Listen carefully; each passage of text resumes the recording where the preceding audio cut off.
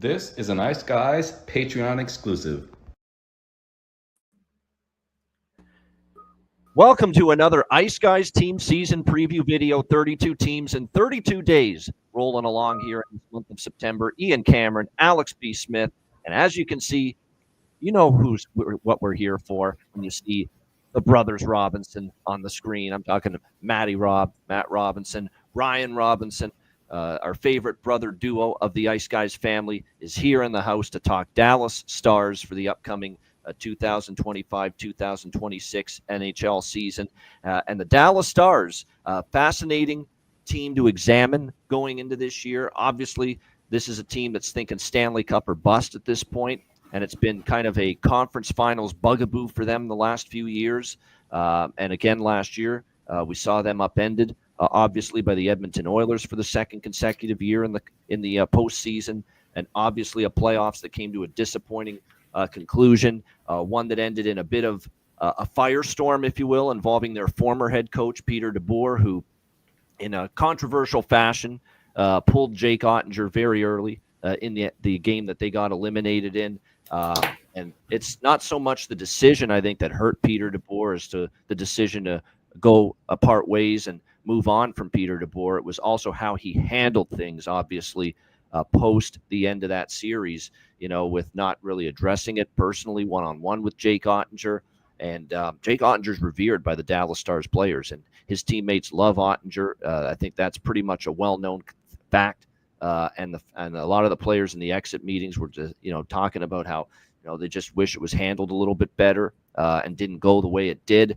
And at the end of the day, if there's that kind of, public remarks being made in those exit meetings to Jim Nill and the management team, you've really got no choice but to kind of part ways and move on, even though obviously Peter DeBoer did a great job. It was a great run for him, consistent success every year, playoffs, every year deep runs for the most part. But it was time to make a change, and the Dallas Stars did that with Glenn Gulutzan as the head coach. And I don't want to say this is a controversial hire, but it's a questionable hire. It's and I say questionable simply because of the very clear lack of success he had in his previous two stops as an NHL head coach.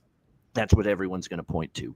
The problems he had initially when he was actually a Dallas Stars head coach a long time ago. Now, there were financial issues, there were ownership issues, the roster wasn't very good. You have to keep all that in mind when Gulutzan coached here the first time. But the Calgary Flames had some talent when he went there and became the head coach, and they kind of underachieved. It didn't go very well for Glenn Gulutzan there with the Calgary Flames. And now he's brought in here on the heels of a head coach that, despite the tough ending for Pete DeBoer, had great success here. And there's going to be immediate pressure on Glenn Gulutzan to be able to match what has transpired here in Dallas for the last few years. I will say this, we were thinking, obviously, when it came to this Dallas Stars team, that this is a team that might have gone in a different direction with the head coach, for no question about that. And we thought definitely Neil Graham was going to be someone that was going to be, brought up from the Texas Stars, get this job. But he is on the assistant coaching staff, and I do like that the Dallas Stars still went in that direction and included him on the coaching staff. As far as the roster is concerned, I guess the most notable departure would be Mason Marchment, obviously from last year's team, as a guy that, wore his heart on his sleeve. Now, he got overly emotional at times, took some bad penalties at times, and nobody knows this better than the four of us, in the playoffs, that sometimes Marchment, let his discipline lack of it at times get the better of him, and he'll be missed. Though, he could put up some offense, plays a physical brand of hockey, can kind of get things going when things aren't working. But other than that, it's a lot of the same faces you see up front. Mikko Rantanen will, obviously the highlight of the Dallas Stars playoff run was Game 7 against Colorado. No one will ever forget that. That third period of just absolute wizardry from Mikko Rantanen against his former team. Rope Hintz. Jason Robertson rumbles and more rumbles about him getting traded for a very long time now, and yet here he is still on this Dallas Stars roster. So no move has been made there as of yet. Jamie Benn back in the fold, re-upped in the offseason. Matt Duchene as well. Tyler Seguin, of course, here. Wyatt Johnston, Maverick Bourque, who's someone that might probably get more opportunity this year, full-time start to finish for the Stars. Radek Faksa, blast from the past now returns to the Dallas Stars, likely in a fourth-line role. Sammy Steele, Colin Blackwell, Nathan Bastian as an extra. Well, he has a chance to certainly compete maybe for a fourth-line spot. And then on the blue line, it's still as good as it gets. You can't ask for much better than what Dallas has on the blue line with Miro Heiskanen, of course, healthy again after returning down the stretch of last year. Esa Lindell, Thomas Harley, who I thought just came into his own last year as a defenseman. We're all huge Thomas Harley fans. I might be the biggest Thomas Harley fan because I couldn't stop singing the praises of Harley last year, and his play at the Four Nations, I think, really gave him the confidence to get the opportunity to play for Canada at the Four Nations, and then to play as well as he did on that big stage. Really, really helped Thomas Harley's confidence level. You got to believe it. Ilya Lyubushkin, Leon Bischel, of course, Nils Lundqvist, and they got back from the Matt Dumba trade from Pittsburgh, Vladislav Kolyachonok. So it'll be interesting to see if he's going to be part of the equation, and he at least gives them some depth. Will be tough for him to crack the starting blue line, but at least gives them some depth. And of course, you're once again got Jake Ottinger and Casey DeSmith as a pretty damn good duo in net. Obviously, Jake Ottinger goes without saying, but there were times Casey DeSmith played very well for this Dallas last year. You look at Dallas, and there's not much really to add for me. I think it's obviously a team that, going through the change in the coaching staff. It'll be fascinating to see how that goes. One thing I can tell you, though, about Gulutzan is, this is the best situation he's walked into in his third opportunity as an NHL head coach. So for that reason, and the other reason is Jim Nill. Okay, I'm going to put it right on the table. I don't love the hire. I thought they could have done better. But, I'm going to leave the door open for Glenn Gulutzan now with a great situation to walk into. I actually kind of like the fact that he was on the Edmonton Oilers as an assistant the last couple of years. He can kind of, take what he learned, coaching that team, coaching the likes of Connor McDavid and Leon Draisaitl, and kind of bring it here to Dallas to help make this team better, help them get over that last hurdle, which I kind of like. And the other thing is, when does Jim Nill ever get it wrong? Rarely does he get it wrong. And that's kind of why I'm saying, you know what? I don't love the hire. I could think they could have done better. I'm not positive this works out. But damn it, it's Jim Nill making this decision. Let's give it a shot. Let's give it a chance before we just dismiss it and say, same old shit here. Glenn Gulutzan, it's going to go the way it did in Dallas the first time, and it's going to go the way it did in Calgary. I'm not going to go there, at least not in the immediate future, because Jim Nill's made this decision. He gets a lot more right than he gets it wrong, and that's why I'm giving it a chance. Alex, your thoughts on the Dallas Stars? I think we can all confidently say and agree that Jim Nill's the best GM in Dallas pro sports. I think that goes without saying, right? Doesn't have a lot of competition right now, but no, that's okay. No. He's one of the best GMs in all of professional sports. To be honest, in my opinion, like I said, he very seldomly gets it wrong, and he's somebody who understands the entire picture. Not only does he understand managing the day-to-day operations of the NHL club, but he makes sure that the AHL team is stacked. Even guys in the East Coast League, they have a full organization. And it's just something you just like to see as a fan of hockey, as a fan of sports. There's seldom few teams, like I said, in any sport, any league, that are run as well. And when you talk about, Gulutzan coming in and the situation that he was in with Dallas before to where Dallas is now, I'm sure that had to be just a shock for him, just coming back, into the facility and the building and being around people and seeing how different things are. Now you have, financial stability and front office stability. And lineup stability, for that matter. Like I said, not a whole lot of changes needed to be made. Obviously, you're not happy with how the season ended last year. But, you still have a lot of key core guys on the contract. You still have, like I said, that pipeline of young players coming in and now getting their chance to play. So you didn't need to rock the boat as far as your lineup. You had to make that big change as far as the coach goes. And I feel like Pete DeBoer really got the most out of this team, looking back in hindsight. Now, obviously, how things ended and how he ended his tenure with that team were a mess. But if we really look back, how much further was DeBoer going to take them? It seems like DeBoer's kind of one of those guys. We talk about it in coaching in the NHL. There's certain guys who get teams at certain levels. There's certain coaches you go out and get when you're trying to rebuild and start a new culture. There's certain coaches you hire when you're trying to get into the postseason, and then there's those coaches that you hire when you're trying to win the championship. DeBoer is unfortunately in that back end group where he's the guy. If you need your team to make that next step and get into the postseason, make a deep run to the postseason, he's the coach you get. But he's not a championship caliber coach just quite yet, in my opinion. We've seen him get all the way to the Cup final twice in fall, and we've seen him get to a few, like I said, conference finals in fall. So making the change was necessary. And like I said, we'll see. Maybe it's a third time's a charm situation for Goldson. Like I said, you don't have to do much. Don't rock the apple cart for the most part in the regular season. We're going to be able to grade his work by what happens in April, and that's really what he's brought in for, right? If you're looking at any coach that was going to be brought into the situation, can you win in April, May, and June?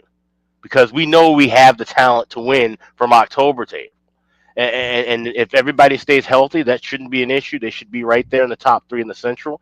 Even if they have a couple of injury issues here and there, they still have guys in Texas in the AHL that can plug and play it. They're slowly turning into Pittsburgh in that aspect, where they can call guys up and know that they're ready. Like I said, having even Neil Graham as the assistant, things go haywire. He has, connection to those young guys, so that voice isn't lost. It's carried over. I think they're doing that a little bit better than, say, a team like Chicago who likes to hold on the head coaches. So I'm not really worried about anything with Dallas in the first 82 games. It's just a matter of can they, find a way to put it together and put together that championship caliber group to get past the hump, win the West, and get to a Cup final. And as you mentioned with Jim Nill and looking at some of these contracts, this is the last year for Robertson. A $7.7 million cap hit. Tyler Seguin has a year left at 9.8. Maybe if you're in a position where you feel like you need to make some moves, and those would seem like earth-shattering moves, and you move key guys, guys that are your top six core guys. But if you feel like you could plug in and get somebody else in that spot, if you're in a bind, especially with injuries or things of that nature, if you're in a cap bind, you have flexibility. So I really think that Dallas is in a good spot. Looking at their schedule, it is interesting that four of their first 5 games are against division opponents, 3 of them being on the road. So from a betting perspective, there may be some times to fade Dallas just because we're gonna see that carryover from last year, right? Everybody has them ranked as one of the top 5 teams, so you're gonna see those inflated numbers, and we've seen those for the last 3-4 years with Dallas. There are times to fade them, there are times to back them, and so I think this is, from a betting perspective, a team to fade early. They may be, like I said, kind of getting their feet wet. If Golson's going to make some changes with systems, then maybe there's a little bit of some growing pains in the first couple of weeks or so.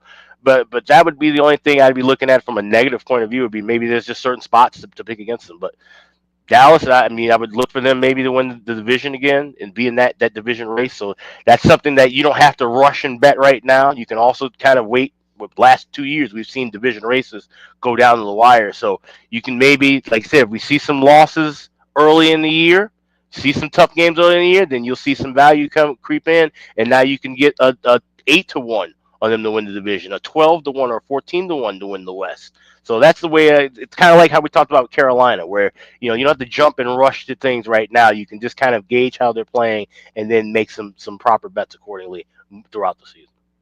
No doubt. I mean, Dallas has, all of the statistics bear out that they're one of the top teams in the NHL. Look at last year, top 10 in goals for, goals against, per game. And that's where you want to be, if you're going to contend, obviously, to win a Stanley Cup and go deep in the playoffs. You mentioned it was a great point about the voice of Neil Graham there, because you're right. I think they are going to infuse this roster gradually more and more. And certainly if injuries strike, it's going to happen. They're going to gradually infuse this roster more with guys from the Texas Stars, and it doesn't stand out more than I've watched a lot of Texas Stars playoffs, believe it or not, this past spring, and the AHL playoffs in general. But I think a guy that's certainly knocking on the door, close to being ready, is our guy. We're going to do the ditty every time he's playing in the NHL this year. Will he have that? Dallas Stars Fitz putting on the Ritz. Justin Ritz Kovian. Justin Ritz Kovian is a really talented player. Can fill it up, can get it done offensively. Thought it had a phenomenal, not good, phenomenal playoffs this year for Texas Stars in the American League. He is going to maybe have a real shot, to be a member of this Dallas Stars team. But that's just one of a few. There's others. that are going to be potentially knocking on the door. Look, I don't love the hire. I'm giving it a chance though because of Jim Nill making the decision. And I will say this though, because I'm not a cruel, heartless bastard. Even though I don't love the hire, I will say this about Gulletson, and this is why I say I'm not a cruel human being. But when you look at Gulletson this year, and Alex said it, he's going to be measured by playoff success. Remember that even though he's walking into a good situation, he is in a first year with a new team as head coach. So normally in these situations with us, Carberry and Washington and other guys that are first-year head coaches with their new team, when they have a great regular season, it's already great, phenomenal, great season, successful, wonderful. So Gulletson could go out there and have another dominant regular season as Dallas has had the last few years. But if he stumbles in the first or second round this year in the playoffs and they get knocked out first or second round, I know how Stars fans are going to react, the majority of them. This guy sucks. We're further behind now than we were with Peter DeBoer. So that's a tough spot to be in my opinion, in your first year as a head coach of a new team. He could have 113, 116 points in the regular season and just a dominant regular season. But if they get picked off, second round or first round, people are going to look at it and say, this guy ain't it. This guy ain't going to be the guy maybe to lead us to a Stanley Cup. That's a lot of pressure on them, when you think of it that way. So it'll be interesting to see, how it goes regular. That's not fair because Carberry, we weren't saying that. When he had that first great season, Washington Capitals, doesn't matter what you do in the playoffs. It's different for Glenn here. He could have this amazing regular season, but if you're knocked out early in the playoffs, they're going to look at it and say, no, it's not a successful season. Not at all. It's disappointing. So tough spot to be in. A lot of pressure here on Glenn in his first season as head coach. Matt, what do you think here? Your team, you know them well, Dallas Stars. Yeah. So I'll go ahead and kind of start with the coaching since that's kind of what we rolled into. But I think there were some names being thrown around. I don't know if Glenn was my top choice, but the other thing that I'm a big proponent on is, potentially new faces. I know that he's been a head coach twice, including a stint in Dallas, but sometimes I feel like the coaching carousel, you look at a Jim Montgomery coming out of Denver, ending up in Dallas, obviously had some off-ice issues, but, sometimes getting sort of a fresh name is exciting. And I think what really sort of set the tone for me as being excited about the hire is, he's spent time in Edmonton. Edmonton the last 2 years, I've sort of underestimated in the playoffs, and I don't just say that because they beat Dallas. It's no surprise that two of the top three probably players in the world are on Edmonton. Everyone knows that, but I just think, the last 2 years I've said, Edmonton's depth's not quite there. Their goalie situation's questionable. And he's been able to be a part of a group that gets to the cup. And, obviously Florida is just a deeper, better team than Edmonton the last 2 seasons when it gets to that point. But, he's clearly doing something right there. I know he's involved with their power play that's been exceptional. So, maybe there's some pieces there. But I think really what put me over the line is the Neil Graham assistant coach option. I think he's sort of, I think they went to the postseason all 4 years he was in Texas. It seems like every other year they're in the finals. He's kind of proven his opportunity, if you will. And I think this is a great piece because, in my eyes, it's almost like having two sort of low experienced NHL head coaches kind of co-coaching, if you will. I think there will be, Glenn will kind of handle some of the old veteran guys. I know Jamie Benn is probably the only guy that played for him in that first stint. But, he's maybe handles some of the older guys. He's been around superstars. He knows how to deal with a McDavid, a Draisaitl. Rantanen should be no different. And then you've got Neil Graham that'll be there, in the ear of the guys like Harley that spent time down there, Maverick Bourque, Sam Steele's kind of bounced up and down, Oscar Beck. So I think that, chemistry could work out really well. We'll see. I mean, it's easy to sit here and predict and, hope that they do well. But I do think that kind of having that, assistant coach that's good with the young guys, maybe Glenn handles some of the old veteran guys. But to Alex's point in the end, you kind of touched on this as well. That room doesn't need someone to come in and teach them how to stick handle through cones or, do a whole lot. Like they've got such a good team, top to bottom, even in net, that they really just need someone to kind of be a fresh face to kind of get, new energy, get something out of some of the old guys, give some opportunity to some of the young guys. So it is what it is. I don't think there was any rock star coaches that I was like, oh, I wish we would have got him. I think there were some other options that may have been good fits, but how it all played out, how Graham ended up there as well, I do really like that situation. And I'm excited to see how it goes. Now, from a player's perspective, I think it's easy when you look year over year, you look at who basically every offseason, there's the minuses and the pluses. Who did they bring in? Who did they bring out or send out, if you will? And obviously, guys like Marchman are a loss. And, of the depth guys that they got back in trades and stuff, it seems like they didn't replace Marchman. And I agree. I mean, it's going to be interesting to see if, Wyatt ends up playing with Sagan and Duchesne. Those two guys have great chemistry and had great chemistry with Marchman. So you assume they'll stay together and they'll try and plug and play and see what works out with that line. And hopefully they can get to that level. But the other thing you have to look at is, season over season. Coming into last year, I think, it wasn't biased of me to think Dallas was a contender, given the roster that they had. And if you think about it, going into last season, I didn't think Thomas Harley was a top 10, top 15 defenseman in the league. He really took a huge stride this year. And Ian, you mentioned the Four Nations. I think that, you have to think about those things as well. Dallas was a great team then. Now they have Miro and Harley, who, Harley, I think he finished on the NHL rankings like 12 or 14, but, he's making strides into being a top 10 defenseman, and you've already got a Miro. And then on the front end, if you looked at last year, you've got Dodonov, you've got Marchman coming into the year, but you don't have a Mikko Rantanen on the team. So, I think it's easy to look at plus and minuses, especially, with Rantanen coming in late. He's not technically an ad for this year, but this will be his first full season in Dallas. He just signed an 8-year deal.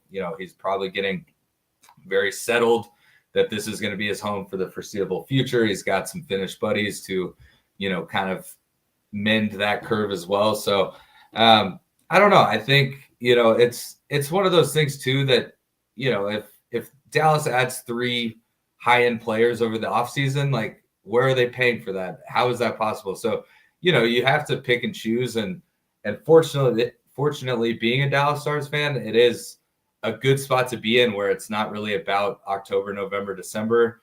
If you're a fan of a team that's 6-10 in either conference, every game matters. You're just trying to get to the playoffs. Once you get to the playoffs, you feel like, oh, we made it. Whereas a Dallas fan, like, God knows if they don't make the playoffs, I'm sure there's a lot of outside factors, a lot of injuries and things like that. But being in the position where, it is just about the playoffs, and it's, it's not even getting to the playoffs, it's getting to the conference finals, getting to the Stanley Cup finals. You got to be happy that you're in that situation and not a team that's just fighting for a lottery spot. So I'm excited for the season. I think, again, on paper, it's easy to say, oh, I was more excited last year, or they didn't make enough moves. But I just think they're a team that, has been so close. And then the other side of it is, it's not this crazy curse. It's that there's, 8 good teams in the league that are, contenders. And you've got to have a lot of things go your way. You've got to get the bounces. Your goalie has to play well. You've got to be healthy. So, I'm not trying to defend losing in 3 Western Conference finals by any stretch. I'd love to see them make the jump and get it back into the finals. But, it's easy to have that expectations for a high caliber team, but I don't think it's fair to be like, oh, if Dallas doesn't get to the Cup finals, then they just had a terrible year. There's a lot of things that play into that. So I think that's the expectation, just given the depth of their roster, the guys that have been there. I mean, they've got Wyatt Johnston, who's 23, 23 years old, and he's played like 90 playoff games. Like, they've got these guys with crazy playoff experience. So obviously they're in a win now mode. But yeah, overall pretty excited. I think you hit it on the head. If their decor stays healthy if Bischel, continues to make strides into being sort of that tough guy that, he has 10 or 12 hits some nights, and it's wild. He's such a big body out there. So if he can continue to develop, maybe Lundqvist comes back after his shoulder issue and Niels has a little bit better season, maybe he gets in a rhythm, new coach. There was always kind of a worry DeBoer didn't really like Niels. So maybe that gives him some confidence, new coach, new opportunity. And then, you've got Miro and Harley that would be top D on a lot of teams in the league. And then Esa Lindell, who I think is one of the most underrated players in the NHL. I think every single team in the league would have Esa Lindell in their top 4 and be super happy to have him there. Doesn't get a ton of credit because you have guys like Miro on that D-core, but he's lights out, and especially on the penalty kill, it's almost like an automatic kill if you've got him on the ice. So I'm excited about the season. I think, I do think you'll see Sam Steele or Maverick Bork or even an Oscar Beck get more opportunities this year, maybe plug in on the first line. Like, I think there's going to be a lot of sort of movement. But I mean, at the same time, it's hard to, if Rupe and Mikko have that connection, Rupe and Robertson have, a history of connection. If that line gets truly going, I mean, look out. If they stay healthy as a group, I mean, I think I saw on a list yesterday, they were ranked as the second best, potentially the second best line in the NHL this year. And I know there's always going to be bias, Avs fans saying Mikko's only good 5 games out of 20 and this and that. But if that line gets buzzing, look out. And then I think they've got the depth to fill in. So overall, really excited for the season to get going. I think it's, a good time to be a Dallas Stars fan. And I think it'll be interesting to see how everything goes with the coaching change. I agree with you, Alex. I think I was looking at their first 5 games, and I think they're in Winnipeg and Colorado to start the year. So it's, it's going to be a tough test early on, but what better way to kind of get rolling? No reason to start against bad teams and then, lose some games because you're on top of the world. So I think it'll be interesting to see. I think it'll be hard to really judge until maybe 20 games because they're going to make some moves. They'll lose some games that you're like, what the fuck, they lost to the Sharks. But, teams have to kind of find their gel early on. And when you're a team that, should have no issues getting to the playoffs, those first 20 games can be more experimental than maybe a team that is hoping to get into the playoffs that every point matters. So definitely looking forward to opening night. Yeah, that's well said. Yeah, so everyone could lose to San Jose. It would, it can happen to anybody. There's no question about that as far as losing to the San Jose Sharks is concerned. But a lot of good points. I have a particular opinion on how I think Mikko Rantanen will do this year because I'm going to save it for the end when I give you a couple props. I did dabble in some season-long props with the Dallas Stars. I'll save those for the end. Let's hear from Ryan Robinson first. Ryan, what do you think here for Dallas this year?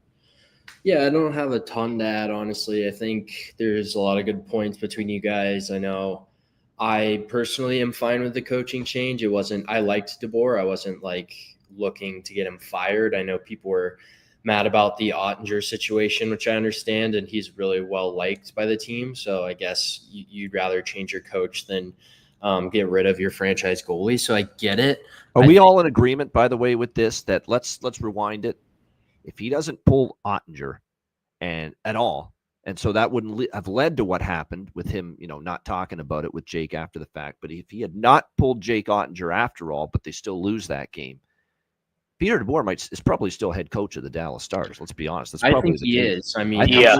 How many times does a guy take you to 3 conference finals and then get fired? Yeah, I almost think there's no question. And I think, again, you've touched on this, but the response and how the locker room felt was the defining factor. I almost don't even know if Pete DeBoer is fired, if he pulls Ottinger, but then responds differently and, has a conversation. But I think Alex and I touched on this during the Western Conference wrap-up show or Stanley Cup preview. But once you lose the room, I mean, what, you're going to just be 40 games into this season and, 15 and 24 and 6, and then you're going to panic and get a new coach midseason. So, once those guys reacted the way they did and the room was lost, I think it was Jim Nill's hands were tied at that point. You've got to do a reset. So Yeah, absolutely. Like I said, we touched on that. He lost the room. Yeah. And if you're going to have that situation, there was no need to possibly try to smooth things over in the offseason and bring him back and try to there was no fixing of that situation at that point. And like I said, also when you look at the body of work, he's taken you this far multiple times and couldn't get past that point. I think all of that played a role in it because like I said, what good would it have been even if he doesn't pull him? Okay, let's say it's a close game, they lose in overtime. You still bounced out, and then he sticks around, and then you have a rough 10, 20 games to start this year. Now you have to fire her. And now you have to make some kind of change because you can't go backward from where you are. And a rough start with DeBoer would be going backwards. So, you're better off cutting the ties at that point and making a move now. And, obviously there's going to be a lot of, hullabaloo if Dallas does get off to a bad start with the new coach. People say, well, maybe you should have kept DeBoer. But no, you couldn't have kept him. You just couldn't have. No, that's right. I think we're all in that boat where if he doesn't pull Ottinger at all, and even if they lose, if he doesn't pull Ottinger at all, he's still the head coach. If he had pulled Ottinger but had smoothed it over with Jake and the team after the game, there's at least a chance he's probably back. Yeah. But the way it went down with him pulling Ottinger and then just going radio silence, no discussion, no communication about, hey, what happened, that's what severed the ties right there. And it goes back to what I'm saying about the organizational depth and structure of this franchise, where you can't even afford to have somebody being a coach on the hot seat. You've got too much talent right now, too much talent coming up to let that happen. So you just have to make that change. And like I said, it's tough. You look back at franchises that have made coaching changes and won, it was a clean cut. There was no hanging around. There was no dilly-dallying or, waiting for meetings and things like that. They made their move and moved on. And that's what you have to do. Cut bait and move forward. That's right. All right, Ryan, go ahead. Yeah, no, I agree with that. I think it's interesting. Obviously, there's a lot of what ifs there if he didn't do that. I'm fine with the coaching change. As Alex said, he's gotten there 3 times in a row, which is great, but they can't seem to get past it. So maybe with him, that's their ceiling, and they just need a new, fresh perspective and a new voice. So I wasn't, by any means demanding a coaching change, but I'm fine with it. I think Alex touched on it too, is I'm personally, as a Stars fan, could not care less about the regular season at this point. It's what are they going to do in the playoffs? So obviously I want them to win, to get home ice ideally, but just, not be an 8 seed or whatever, have a good spot in the playoffs. But I think it's just, they could beat all these garbage teams or, whatever they do in the regular season, personal points, accolades. I more just focus on the playoffs because they've hit that wall 3 years in a row. We've talked about before each season how good they are, all the talent they have, and they just can't get over the hump. So for me personally, that's what it's about. I feel great about their goalies, their defensemen. Honestly, I don't love their forwards. I think they're very top heavy. I didn't like losing Dodonov. I don't like losing Granlund. Losing Marchment stinks. He's a big body, and I don't think they've really brought anyone in that's going to help that much. I think Fox is older. He's a 4th liner. I just don't really – it's more depth, but, outside of Robertson, Mikko and Rope, who's on the second line? Is it Wyatt? Is it Duchesne? I think Wyatt will get more opportunity, but Duchesne has also been a regular season point merchant who then disappears in the playoffs most of the time. So I'm not sold on their forwards. I think obviously they have good top heavy talent, and I really like Sam Steele and a lot of the, third, 4th line guys they have, but there's still some questions for me on their second line and kind of third line. What is Ben going to do this year? He's obviously on a 1-year deal. He's older. It's Sagan's last year. How's his body holding up? Is he going to, be that 2-way forward that he has been the last couple of years? So I'm not sold on their forwards. I'm not really happy with what they did this offseason. I think they've taken a step back, if anything. I know it's going to be Mikko's first full year, but I'm honestly not sold with their forward group. Like I said, their defensemen, their top 3 defensemen are solid. You have offensive D, 2-way D, stay-at-home D, and then Ottinger has obviously been a rock of that team for the last few years. But yeah, the question marks for me coming at forward. I don't feel great about it. it's great to have a dynamic top line that's elite, but look at Colorado, who's been called too top heavy with McKinnon, and then after that it drops off. Like there's other teams that have these superstars that can't get over the hump. So I thought last year, and even the year before that, they were talked about for how deep they were, and I think this year they've kind of, going into this season, they've taken a step back. So the only thing that would kind of make me feel better about it is if halfway through the year, before the deadline, I'm sure Nil has a plan for something. I would, like Matt said, I would kind of give Lundqvist a chance and some of those young D a chance, just a new coach, new perspective. So I would give those guys a chance. I'm not excited. I don't want them to add Rasmus Anderson and get rid of Robertson. I think their forwards is where they need help. So I need to see them make a move either at the deadline or during the season that really solidifies that forward group of a middle six forward. So I'm excited to watch them, but I'm less confident this year than last year for sure. That's very interesting, Ryan, that you said that about you're not crazy about a Rasmus Anderson for Jason Robertson trade. If you get Anderson, I'll tell you what, if Dallas were to get Rasmus Anderson, that's the best fucking deepest blue line in the NHL, period. Yep. Period. There's no argument there. Yeah, they'd be solid, but then you lose a potential elite forward who. But you lose a guy that hasn't been great in the postseason either. Yeah, I give him some grace because he had a knee injury right before last year. I know the year before that it took him a round and a half to get going, but it's like, okay, if you lose him, then you have Rantanen, Rope, and Wyatt. I mean, Duchesne's going to be around, but he's aging. Stegen's last year of his contract. You don't know how offensive he's going to be. Ben, obviously, he's very valuable, but not as offensive. He's more of a shutdown checker leadership type role. So then after that, it's like, is Maverick Bourque going to step up? Are they, I think if you lose Robertson, that's a giant. The greater concern of the four lines of forward depth has you saying, let's pump the brakes on that as being a potential trade. Yeah. Yeah, I just don't think they have enough forward depth right now. I think if you add a guy like Rasmus Anderson to this D core, then your whole style of play changes once you get into April.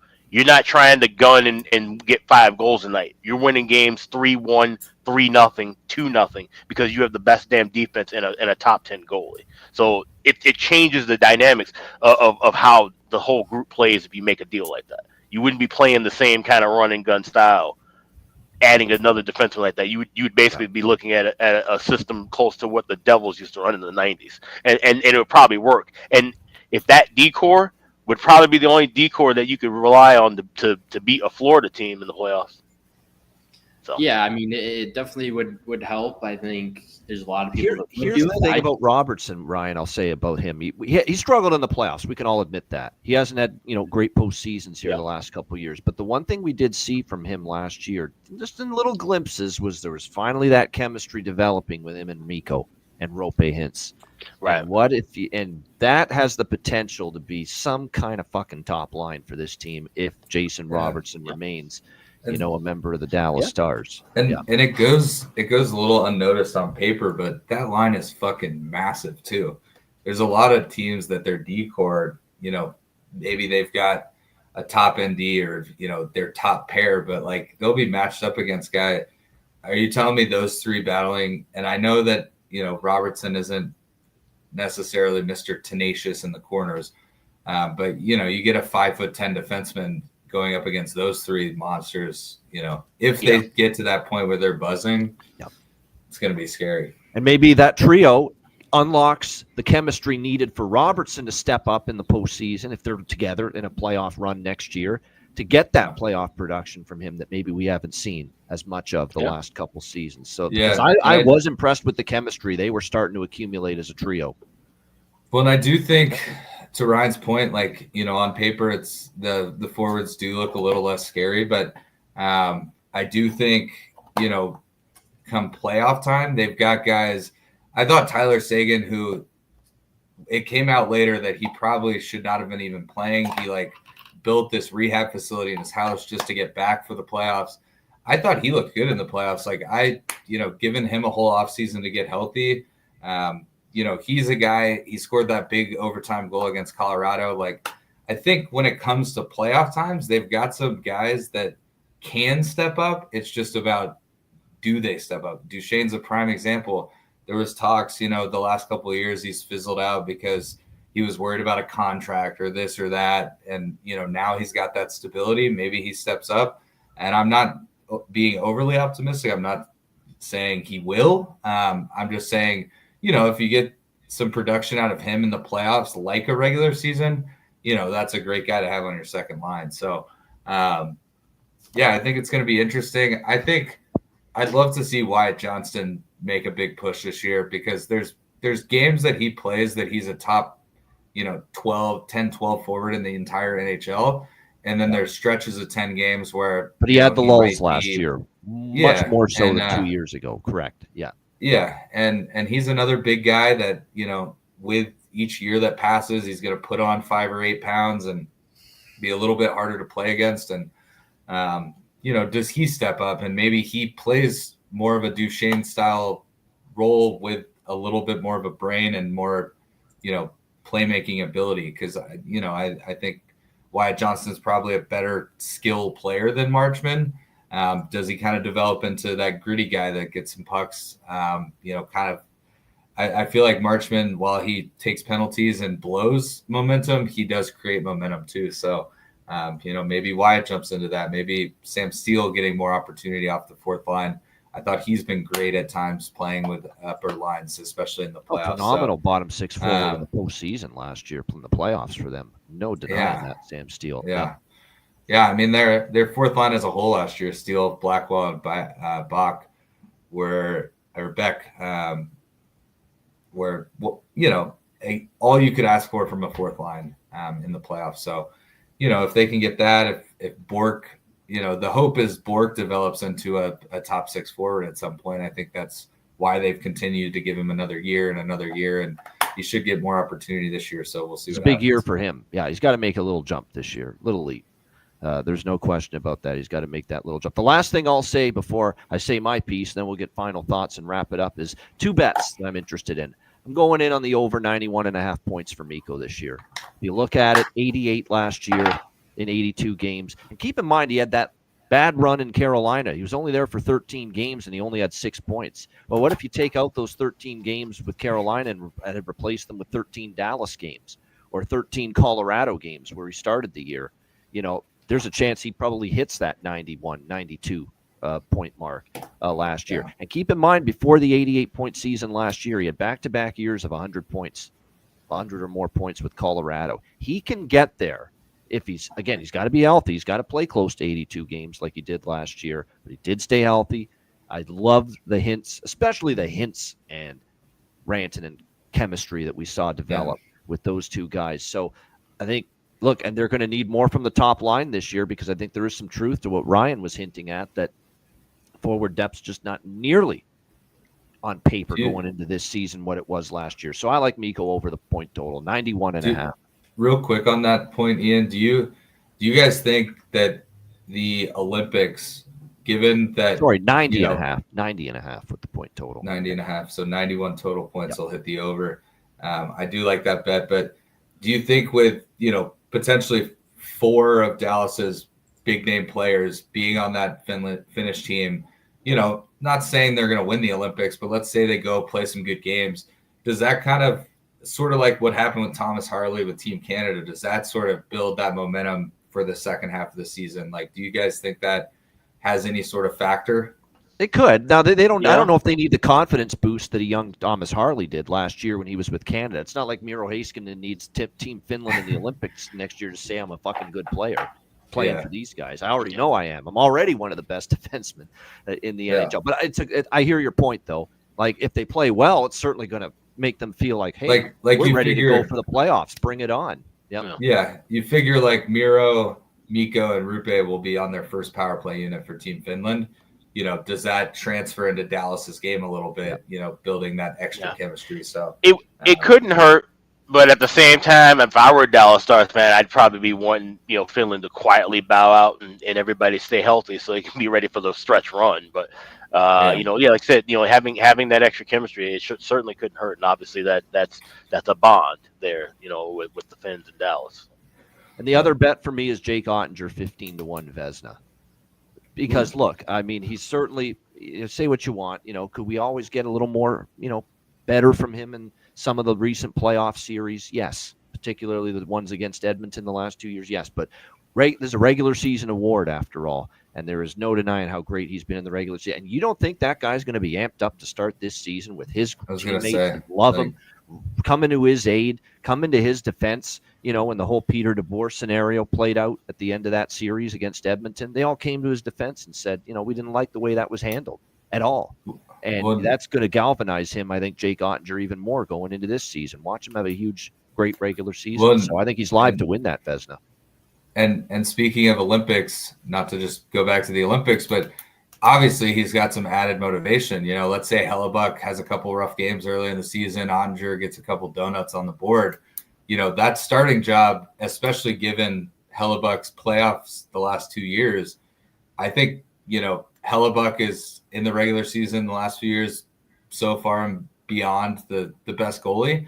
But I think there's no doubt there's some sort of question there on, Jake, could he be the starter for USA? Could they split time in the round robin and see how it goes? So I think that's another added level of motivation for him. He feels pretty confident he's making that team at this point. But, like any goalie, he wants to play. So, and he's got a pretty damn good goalie in Winnipeg that also wants to play for Team USA. So I think that'll be an added jump too, in addition to the team having his back. And if he has a good run, I'm sure that'll probably spark some maybe controversy too, to where, should he get, a stronger look at being the number one goalie? Because keep in mind, Dallas has 12 national TV games here in the United States. Winnipeg, 0. So a lot of people will get to see some more Jake Ottinger heading into the Olympics than they will Connor Hellebuck. That's right. And that's always what he's got, got to go up against Connor Hellebuck, is he's not going to get on U.S. national TV when you're playing for the freaking Winnipeg Jets. That's just the bottom line. Yeah, or any Canadian team. Yeah, yeah, pretty much. Yeah, go look at that schedule. You need a fine-tooth comb to find any freaking Canadian teams on it on a regular basis for the U.S. national TV schedule. But that's another story. And by the way, I do want to shout out the new head coach, the guy that they brought in to replace Neil Graham as the Texas Stars head coach, Toby Peterson. It's a guy that played a lot of hockey for the Dallas Stars and the Texas Stars. In fact, his last professional hockey season, they won the Calder Cup with the Texas Stars. Toby Peterson was on that team. So Toby Peterson's the new head coach there of the Texas Stars. And he had been coaching and player development with Colorado, the Avalanche organization, before that. So fascinating to see how it goes with him there taking over for the American Hockey League affiliate with the Texas Stars. Yep. Ian, you talking about with Mikko Rantanen, like in the over 91 points, we kind of all touched on how, him having the contract, being here for a full year, maybe he gets more comfortable and even has a bigger outing. I'm seeing a 65-1 for him to win the Hart Trophy. I think that's a little inflated. I might take a stab at that, honestly. Yeah, I don't mind that at all. The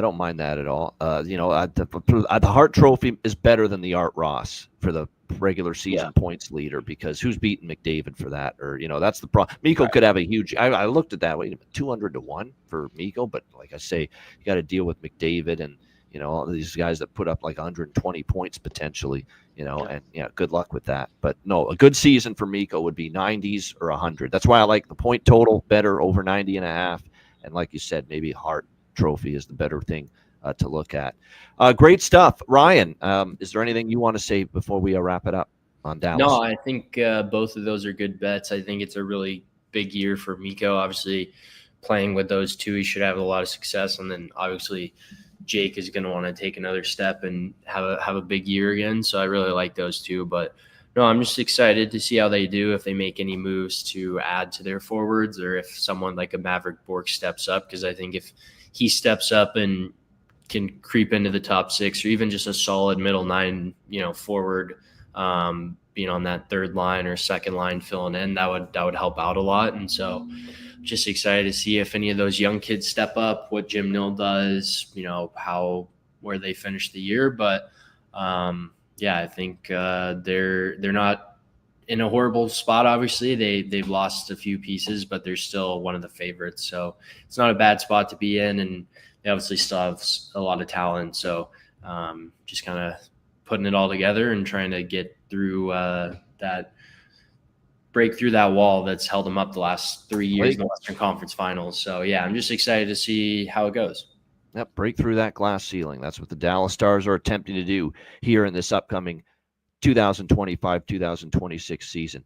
Great stuff. I knew it would be a long one because we got we love talking Dallas Stars, and I know Matt and Ryan Robinson sure do as well. But we hope you enjoyed it. Before we wrap it up, it's time to hear from our brand new smoke sponsors here of the Ice Guys Show, our friends at Royal Cannabis.